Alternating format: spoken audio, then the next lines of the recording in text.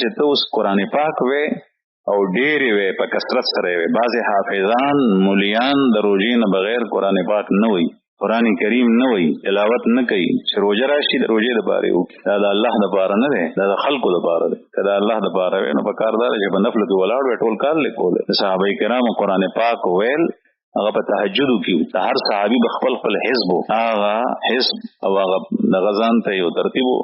3 سپارې به ویم، 2 سپارې به ویم، سپاره به ویم، دا په تهجدو کې پوره کول یې هغه دی. ستا قرآن پاک ټول کال ته نه راغلی چې کله روزه راشي نو په تراوو کې اوس قرآن پاک وي. دا د خدای دپاره نه ده، دا د خپل شهرت دپاره ده، د خپل نمود دپاره ده. د عزت په ځای باندې ته ودرېدل غواړې، هسې خدای نه یادې، نفل نه کې. او چې چېرته دې څوک مصلي ته مخکې کي نو ته وایې چې زما ډېر قدر وکړو. دا دنیادار خلک خو ډېره مننه، شکریه. هغه خو څرګند په هغې باندې عمل کوي چې زما تعریف وکړو، زما دا وکړو. او دغه کس چې کوم دی نو د مونځ د بل څیز د تقریر د بیان ورکولو چې اجازې ورکړو دی په زړه کې وایي.